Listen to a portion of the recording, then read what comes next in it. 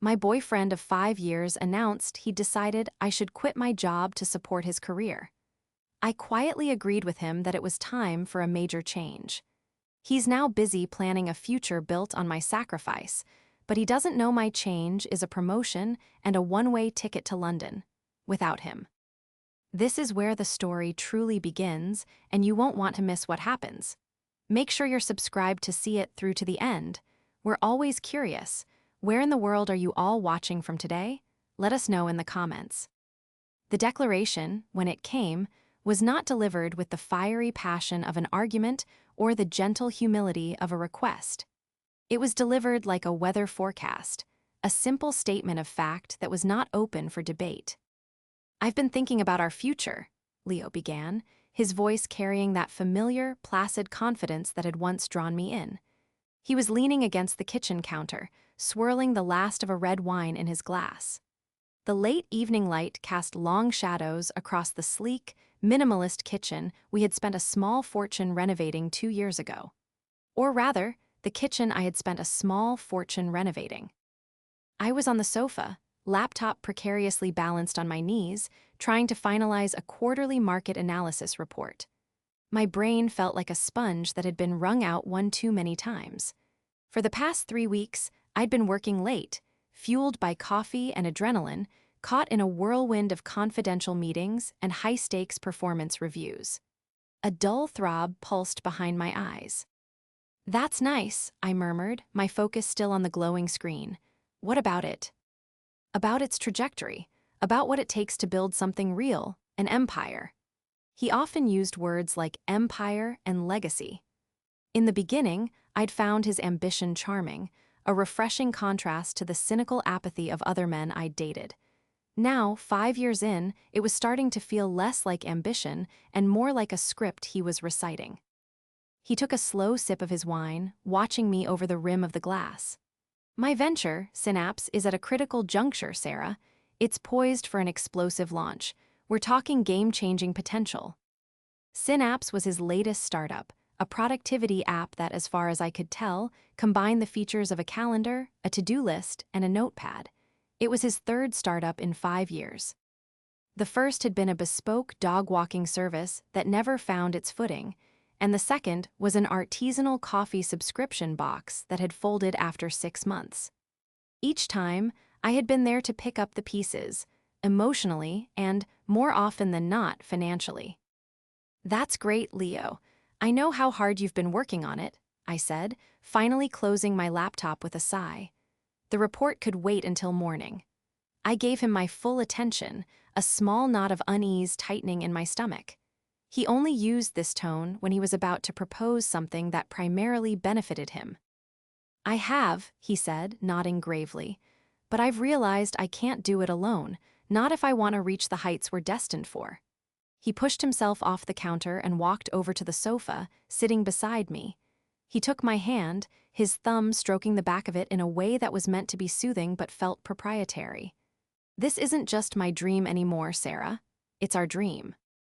I waited, the silence stretched, thick with unspoken expectation. I could hear the faint hum of the refrigerator, the distant wail of a siren somewhere in the city. "I've decided you should quit your job," he said, his voice smooth and even. "The timing is perfect. I need a partner, not just in life but in business. Someone I can trust implicitly.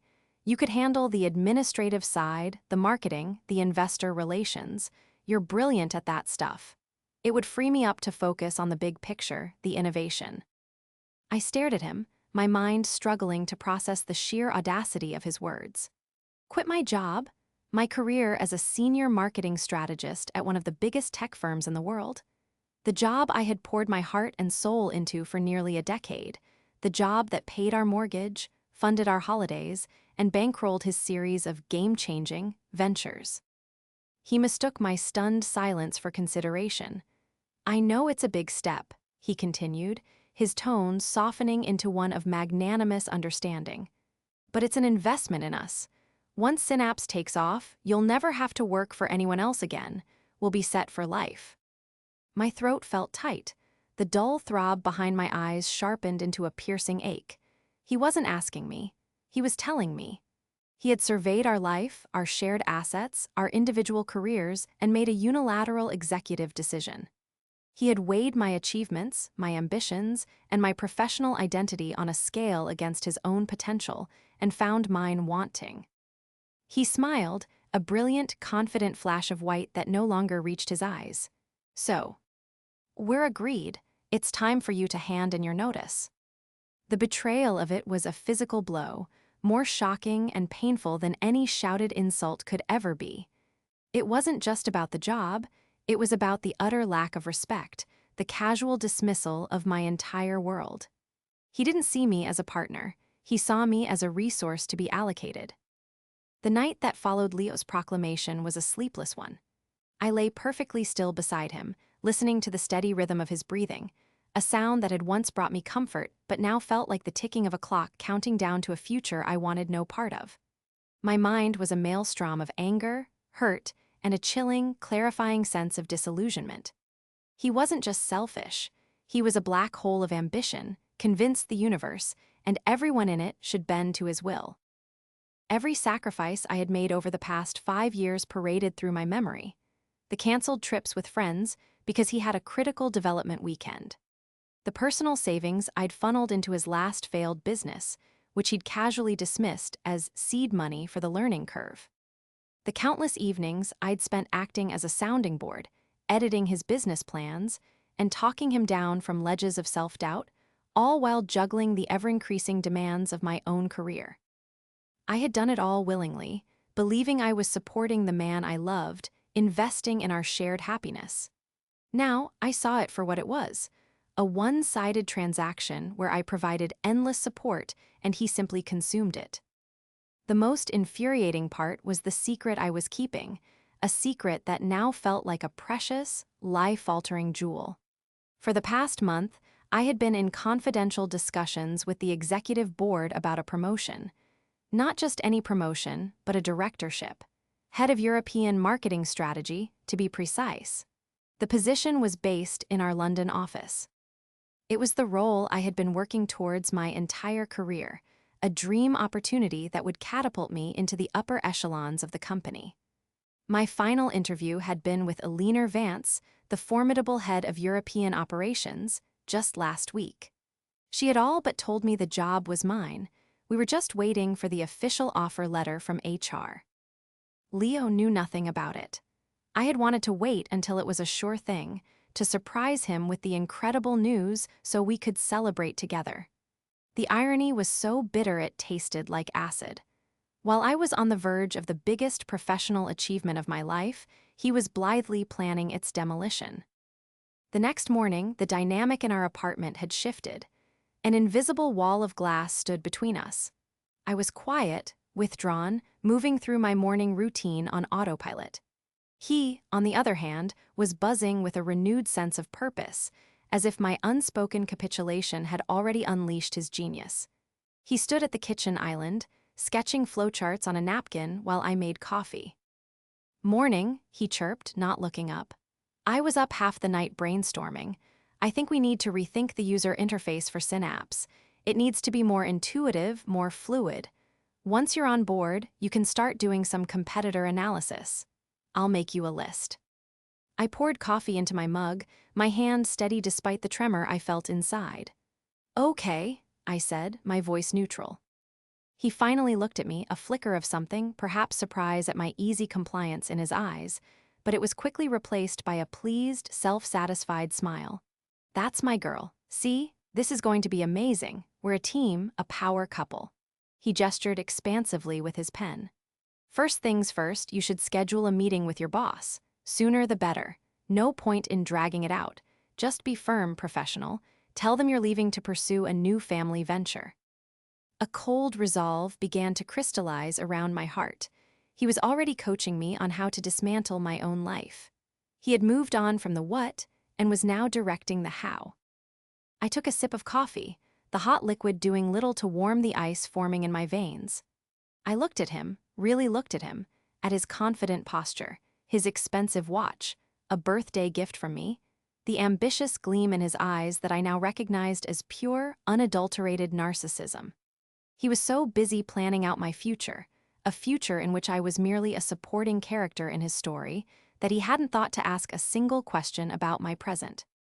He hadn't noticed my late nights, my stress, or the closed-door meetings. He hadn't asked about my work in months. He saw my silence and misread it again. "Don't look so worried," he said, his tone softening to one of condescension.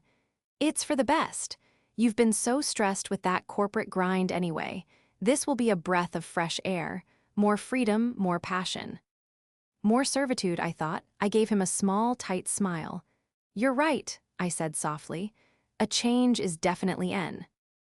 "Needed." He beamed, his chest puffing out slightly. He had gotten his way. In his mind, the matter was settled. He picked up his napkin-turned blueprint and turned back to his work, already lost in his own world, the world he expected me to finance with my career and furnish with my submission. He was so wrapped up in his grand designs, so utterly convinced of his own importance and my pliability. But he had forgotten one crucial thing. He had forgotten to ask if I agreed. Our relationship hadn't always been a ticking time bomb of resentment. When I first met Leo 5 years ago at a friend's rooftop party, he was magnetic. He spoke with such passion about his ideas, about changing the world through innovation, that it was impossible not to be swept up in his orbit. I was a junior strategist back then, ambitious and a little starstruck by his seemingly boundless confidence. He made me feel like I was part of something exciting, a grand adventure waiting to unfold. He celebrated my first big promotion, toasting to my brilliance and calling me his genius girlfriend. For a time, we felt like a true team, two people taking on the world together. The cracks began to show slowly, subtly. His first venture, the dog-walking app Positive Paths, was a good idea on paper. I helped him design the marketing materials, spent weekends handing out flyers at dog parks, and used my own salary to keep our household afloat when his initial funding ran dry. When it failed, he blamed the fickle market and the lack of vision from potential investors. He never once acknowledged my financial contributions or the time I'd sacrificed. It was simply expected. Then came the daily grind, his artisanal coffee subscription service. The pattern repeated itself. I became his de facto focus group, his unpaid marketing consultant, and his emotional support system. I remember one particularly draining week when I was leading a massive product launch at work, pulling 14-hour days. I came home exhausted, only to find Leo in a panic because his coffee bean supplier had sent the wrong roast. I spent the next 3 hours on the phone, using the negotiation skills I'd honed in corporate boardrooms to sort out his logistical nightmare, while my own critical project presentation loomed. He thanked me with a distracted pat on the head and went back to designing his logo. The business folded, and he blamed the prohibitive shipping costs and Big Coffee's monopoly. Each failure seemed to chip away at the charming, ambitious man I fell for, revealing someone more brittle and insecure underneath. His compliments towards my career became increasingly backhanded. When I was promoted to senior strategist, he'd said, "That's amazing, babe. It's great you have that stability while I'm taking all the risks." He framed my success not as an achievement in its own right, but as a safety net for his failures. My job wasn't a source of pride, it was a utility. His public persona, however, remained impeccable. To our friends, Leo was the charismatic entrepreneur, the visionary on the brink of a breakthrough. He was charming at dinner parties, articulate and witty, always painting a picture of imminent success. He would drape his arm around my shoulders, calling me his rock, the keystone to his arch. Our friends would smile, telling me how lucky I was to have such a driven partner. They didn't see him late at night, staring at the ceiling, muttering about the unfairness of the world. They didn't see the stack of unpaid invoices he forgot to deal with, which I would quietly settle from our joint account, an account that, for the last 2 years, had been funded exclusively by my salary. This new venture, Synapse, was meant to be his magnum opus. He had poured every last drop of his energy into it, and, by extension, mine. The man who now stood before me, confidently planning the dissolution of my career, was a stranger wearing the face of the man I once loved. The confidence I'd once found so attractive now looked like arrogance. The ambition felt like a weapon he was aiming directly at me. The day after his announcement, his behavior became even more pronounced. He started leaving articles open on his tablet about the power of a supportive partner and why successful men need a strong woman behind them. He spoke of my job in the past tense. "When you were at Omnitech, did you ever handle a Series A funding round?" He'd ask over dinner. He bought a whiteboard for what was currently my home office and started mapping out Q3 goals, which included a list of my new responsibilities under the heading Sarah COO, Chief Operations Officer. It would have been laughable if it wasn't so insulting. I played my part with a quiet, unnerving calm. I nodded, I agreed, I made non-committal sounds of encouragement. My passivity seemed to fuel his conviction. He saw it as acceptance, as the natural order of things reasserting itself. He had no idea that my silence was not a sign of surrender. It was the sound of me building a fortress, brick by meticulous brick. Inside, I was reviewing my finances, talking to a real estate agent about subletting our apartment, and exchanging encrypted emails with a leaner Vance and the HR department in London. Every condescending remark he made, every task he presumptively added to my new role, was another stone in that fortress wall. He thought he was designing his empire, but he was really just handing me the blueprints for my escape. The turning point came on a Tuesday afternoon, 3 days after Leo's grand declaration. An email with the subject line, "Confidential, Offer of Employment," landed in my inbox. My heart hammered against my ribs as I clicked it open. It was from Alina Vance's executive assistant. Attached was a formal contract for the position of Director of European Marketing Strategy. The salary was a significant jump, the benefits were extraordinary, and the start date was in 4 weeks. 4 weeks. The timeline was suddenly, terrifyingly real. I locked my office door, my hands trembling slightly as I scrolled through the document. The legalese blurred before my eyes, but the words that jumped out were London, relocation package, signing bonus, and director. This was it. The culmination of a decade of hard work, of late nights, of missed social events, of pouring every ounce of my intellect and creativity into my career. It was everything I had ever wanted. A wave of nausea washed over me as I thought of Leo, at home, probably sketching out marketing plans for Synapse that he expected me to execute. The sheer disconnect between our two realities was staggering. He was planning my retreat while I was staring at my ascension. I took a deep breath, my decision hardening from a possibility into an inevitability. There was no version of this story where I turned this down. There was no universe where I would trade this contract for a whiteboard in my own home office with Sarah COO scrawled on it in his arrogant handwriting. The life he envisioned for me was a cage, albeit a gilded one funded by my own past successes. This offer was a key. My focus shifted. The emotional turmoil of the past few days receded, replaced by a cold, clear-headed sense of purpose. I was no longer a victim of his announcement. I was an active strategist planning a complex operation. My investigation began not into him, but into my new life. During my lunch breaks, I was no longer scrolling through social media, but through property listings in Kensington and Notting Hill. I used the company's internal portal to connect with the relocation team. A cheerful woman named Chloe became my secret keeper, my guide to a new city. We had hushed, efficient phone calls where we discussed shipping logistics, temporary housing, and setting up a bank account in the UK. "You'll love London, Sarah," she'd said. "It has a way of making you feel like you're at the center of the world." I clung to that thought. At home, I became a master of subterfuge. I began to quietly sort through my belongings, a process I disguised as spring cleaning. Books I knew I wanted to ship to London were packed into a box labeled donations. I separated my important documents, my passport, birth certificate, financial statements, into a discreet portfolio that I kept in my work bag. Each small act of preparation felt like a victory, a secret rebellion unfolding in plain sight. Leo, wrapped in the cocoon of his own ego, noticed nothing. In fact, my quiet efficiency at home only reinforced his narrative. See how much more relaxed you are now that you've made the decision? He commented one evening as I was clearing out a closet. You're nesting, preparing the command center for our takeover. I just smiled, something like that. The most crucial call was with Eleanor Vance.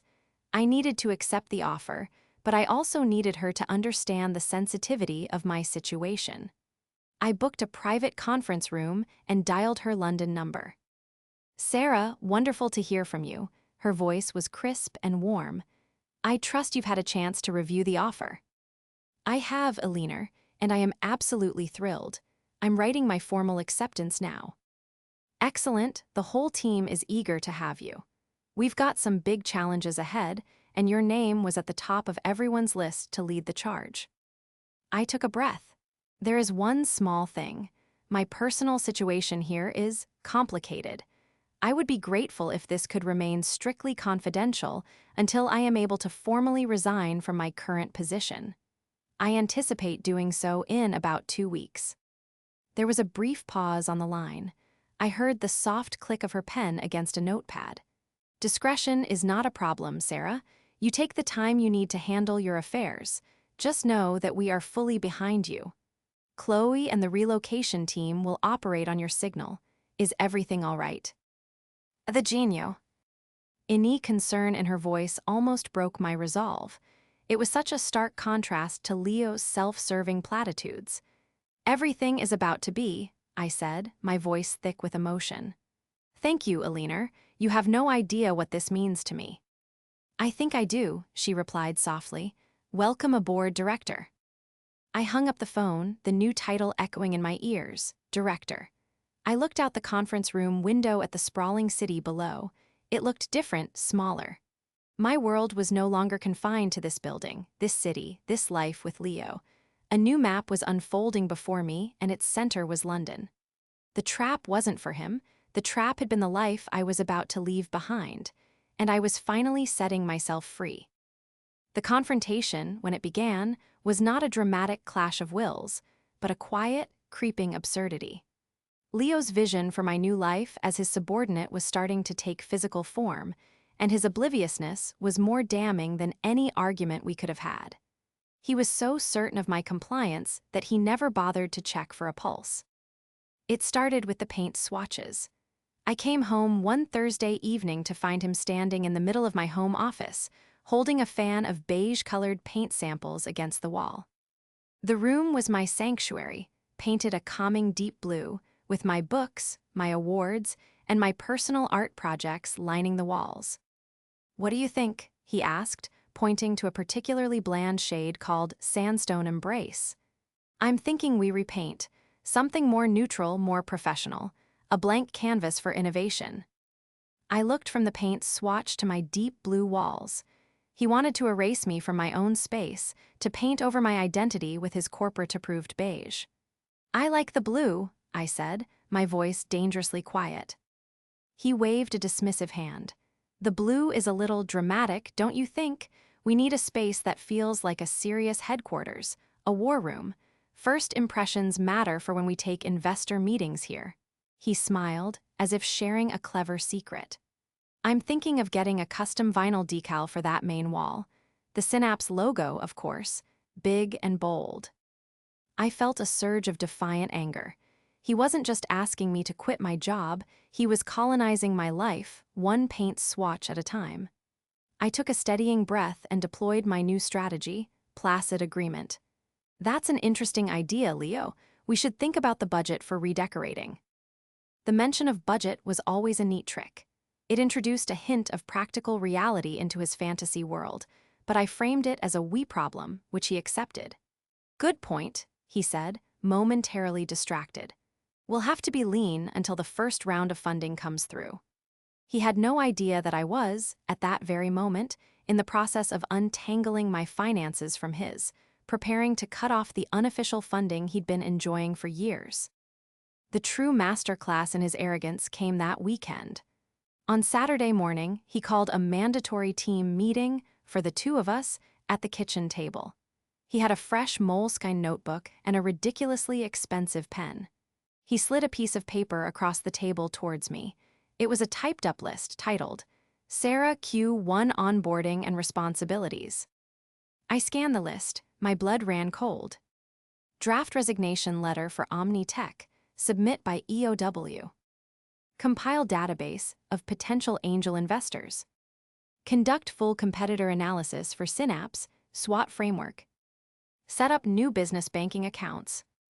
Design preliminary marketing materials, logo, one-pager.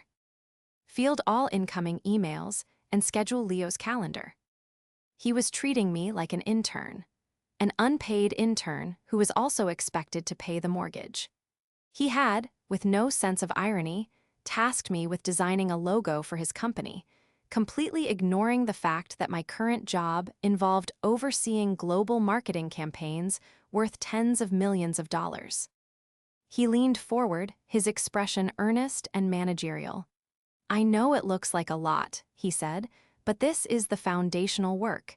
It's crucial we hit the ground running. I'm counting on you to take ownership of these items. Do you have any questions? I looked at the list, then back at his expectant face. A hysterical laugh bubbled in my chest, and I had to physically bite my cheek to keep it from escaping. The trap was no longer just my secret. It was his own hubris, laid bare on a piece of A4 paper. He was so blinded by his own vision that he was actively, enthusiastically digging his own grave. I folded the paper neatly and slipped it into my pocket. I gave him a small, controlled smile. No questions, Leo. It's all very clear.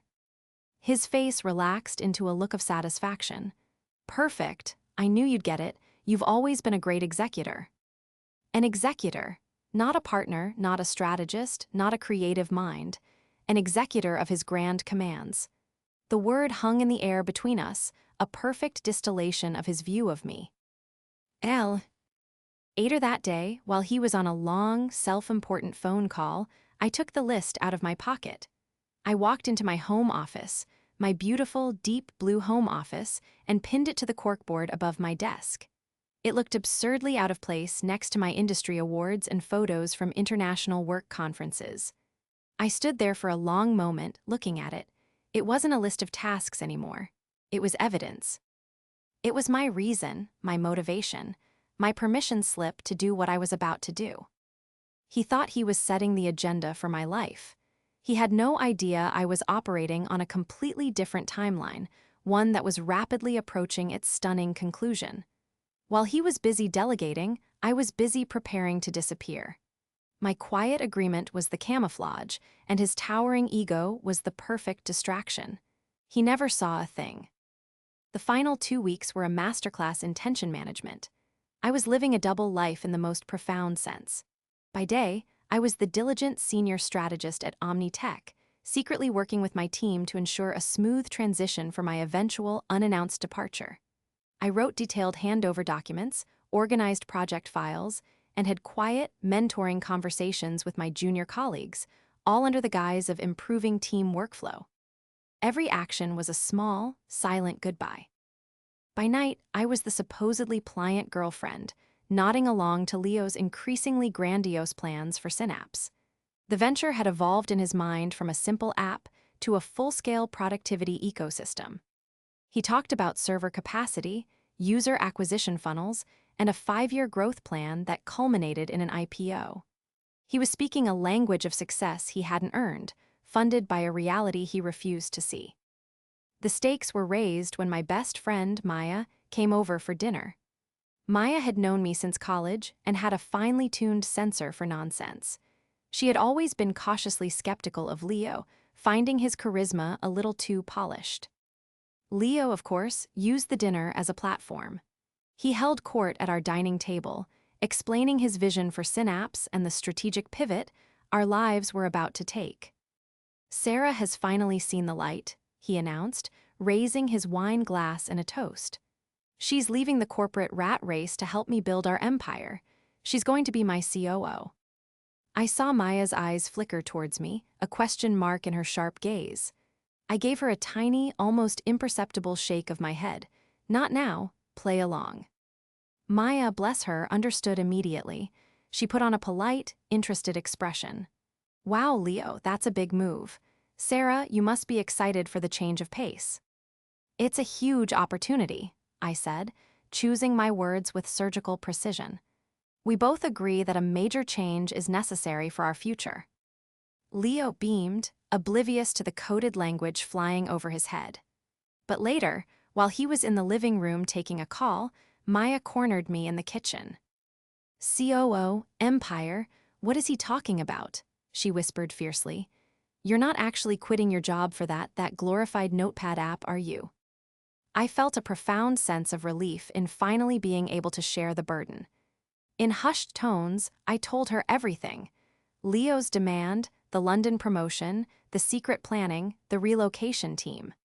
Her eyes widened, first in shock, then in dawning, gleeful admiration. Oh, Sarah, that is brilliant. That is the most brilliantly savage thing I have ever heard. She grabbed my arm. You need an accomplice. How can I help? Having Maya on my side was like gaining a strategic partner. She helped me create plausible excuses for my odd behavior. When I needed a full Saturday to pack, Maya invited me on a girls' spa day that Leo had no interest in. While he thought I was getting a massage, Maya and I were carefully wrapping my valuables and labeling boxes destined for international shipping. She became the keeper of my second set of important documents, a fail-safe in case anything went wrong. The physical proof of my new life arrived on the final Tuesday, delivered by courier to my office. It was a thick, glossy packet from Omnitech London.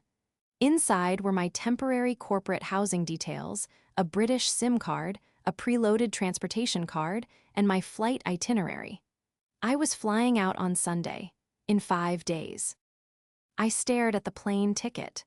British Airways, one way. The finality of it hit me with the force of a physical blow. This wasn't a fantasy anymore. This was a plan in its final stage of execution. My case against my old life was complete. The evidence was irrefutable. That evening, Leo was in a particularly self-congratulatory mood. He had secured a meeting with a potential seed investor, a friend of his father's who had agreed to a courtesy coffee. To Leo, this was tantamount to a signed check. It's all coming together, he said, pacing the living room. This time next year, we'll be looking at houses in the country. He paused and looked at me, a serious expression on his face. I've booked a table at the Oak Room for Friday night. A few of our closest friends. A little celebration. To mark the end of your old chapter and the beginning of ours. I felt a chill run down my spine. A celebration. He wanted to put my sacrifice on public display. He was unknowingly handing me the perfect stage for my final reveal. That sounds lovely, Leo, I said, my voice as smooth as glass. The trap was set. The players were in position. The case was built. All that was left was the climax. He thought he was celebrating his victory. He had no idea he was planning his own public humiliation. The Oak Room was exactly the kind of place Leo loved, ostentatiously expensive, with dark wood paneling, hushed lighting, and waiters who moved with silent, ghostly efficiency. It was a stage for the wealthy and the aspiring to be wealthy. He had invited 6 of our closest friends, the same ones who had heard my rock speeches for years. Maya was there, seated opposite me, and she gave me a small, steadying nod as I sat down. She was my anchor in a sea of impending chaos. Leo was in his element, holding court at the head of the table. He ordered a ridiculously priced bottle of champagne, regaling the table with tales of his very promising investor meeting. He painted a future so bright and detailed that for a moment, even I could almost see it. He was a masterful storyteller. I had to give him that. His greatest skill was selling a fiction. I remained quiet, a serene smile fixed on my face. I ate my appetizer, sipped my water, and let him spin his web. My heart was beating a steady, determined rhythm. I wasn't nervous anymore. I was ready. My handbag sat by my feet, containing a single manila envelope, my secret weapon. Finally, after the main courses were cleared, Leo stood up, tapping his glass with a fork. The light clinking sound silenced the table. "Friends," he began, his voice resonating with false humility. "Thank you all for coming tonight. This is a special moment. As you all know, I've been pouring my soul into Synapse.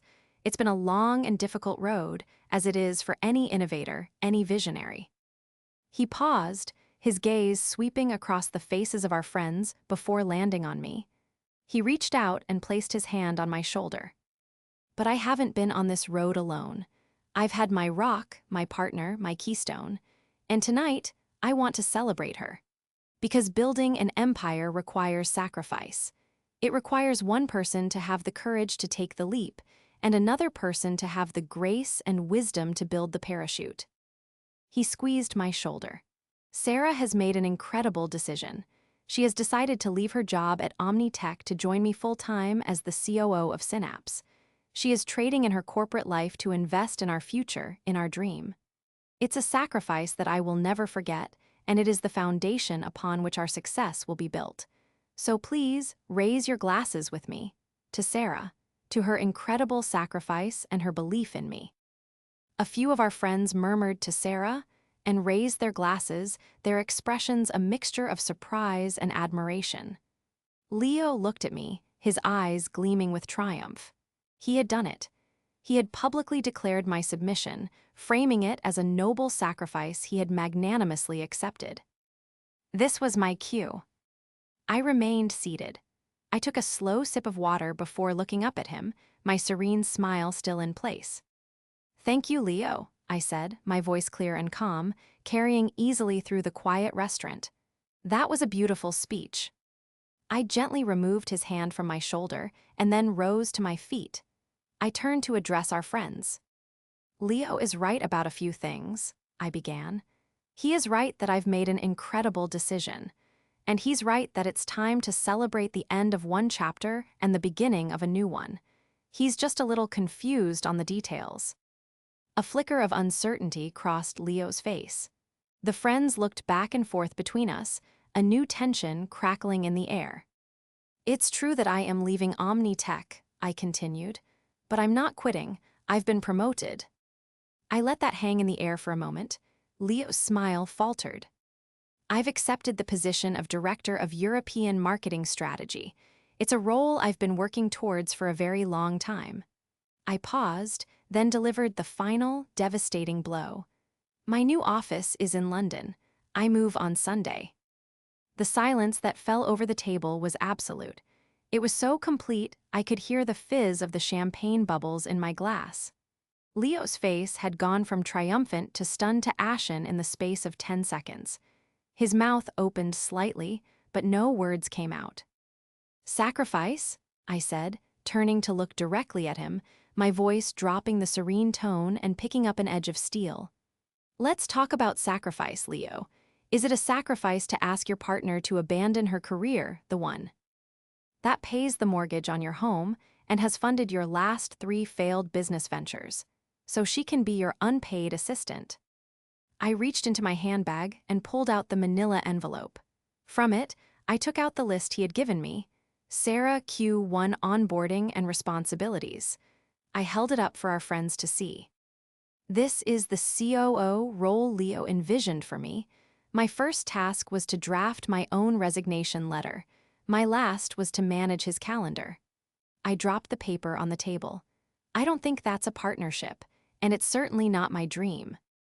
I looked around at our friends, whose faces were a canvas of shock and dawning understanding.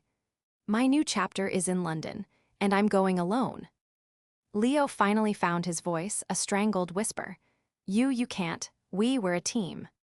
"No, Leo," I said, picking up my handbag. "We were never a team. You had a backer, and my investment has matured." I looked at Maya, who was watching with an expression of pure, unadulterated pride. I gave her a small wink. Then I turned and walked away from the table, away from Leo, away from the life he had tried to design for me. I didn't look back. I walked out of the oak room and into the cool night air, the sound of my own footsteps on the pavement the only sound I needed to hear. It was the sound of freedom. The fallout from the dinner party was immediate and messy, but it all happened at a distance, like watching a storm through a thick pane of glass. My phone buzzed incessantly that night with texts from Leo, a frantic, chaotic cascade of emotions. They started with disbelief. "This is a joke, right? A really sick joke. moved to anger. How could you humiliate me like that, after everything I've done for you? Then to panicked bargaining. Okay, we can make London work. I can run Synapse from there. We can still be a team. And finally, in the wee hours of the morning, to pathetic pleading. Don't do this, Sarah. I love you. I need you. I read them all with a strange sense of detachment, as if they were messages intended for someone else, the woman I used to be. I didn't reply to a single one. There was nothing left to say. My actions had spoken for me. Maya reported that after I left the restaurant, Leo had crumbled completely, leaving our friends to awkwardly pay the bill before he stormed out. The next day, he apparently tried to spin the story, telling them I'd had some sort of breakdown, that the pressure of the new job had made me unstable. But the seed of doubt had been planted. The list I'd left on the table had been passed around. They had seen his condescending agenda in black and white. They had seen his humiliation firsthand. His narrative had been shattered. My last 36 hours in the apartment were a whirlwind of focused activity. The international movers, scheduled by Maya, arrived on Saturday morning to take my carefully pre-packed boxes. Leo was nowhere to be seen. He had cleared out his most essential belongings, leaving behind the detritus of our shared life. The expensive espresso machine I'd bought him, the whiteboard covered in his nonsensical flowcharts, the paint swatches for Sandstone Embrace still lying on the floor of my office. It felt like walking through the ruins of a failed civilization. On Sunday morning, Maya drove me to the airport. Handing over my keys to the landlord had been the final, liberating act. As we stood at the security gate, I felt a lightness I hadn't experienced in years. "Are you scared?" Maya asked, her eyes full of warmth. "Terrified," I admitted with a laugh, "and more excited than I've ever been in my life." We hugged, a long, tight embrace full of unspoken history and future promise. "Go be brilliant, director," she said. "Send me pictures of your ridiculously charming London flat." Stepping onto the plane was like stepping into another dimension. As the aircraft ascended, leaving the city sprawling beneath me, I felt the last 5 years of my life shrinking, becoming a small, manageable part of my past instead of an all-consuming present. My new life in London started with the quiet efficiency that Omni Tech was famous for. A car was waiting for me. The keys to my temporary corporate apartment, a stunning, light-filled flat in South Kensington, were at the concierge. My boxes, shipped a week earlier, were already waiting for me in the living room. The first few weeks were a blur of new faces, new challenges, and new experiences. My team was sharp, diverse, and respectful. They saw me as their leader, not as a resource. They listened to my ideas with genuine interest, not with the patient condescension of a man waiting for his turn to speak. Eleanor Vance was a true mentor, guiding me through the complexities of the European market with wisdom and a dry wit. I thrived. I poured all the energy I had once spent managing Leo's ego into my work, and the results were immediate and gratifying. We launched a campaign that broke company records. I explored my new city, finding joy in the simple things, discovering a perfect little bakery, reading a book in Hyde Park, navigating the tube like a local. I was no longer Sarah, Leo's COO-in-waiting. I was Sarah, the director. I was just Sarah. About a month after I moved, a final email from Leo arrived. It was short and starkly different from his previous messages. "I've had to sell the apartment," he wrote. "The bank wouldn't let me remortgage on my own. Synapse didn't work out. I hope you're happy." There was no apology, no real accountability, just the bitter tang of his own failure. I felt a brief, faint pang of pity, not for him, but for the man I once thought he was. I deleted the email without replying. His life was his own to navigate now.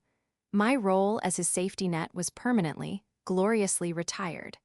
That evening, I walked out of my office and into the vibrant London dusk, the city lights twinkling to life around me.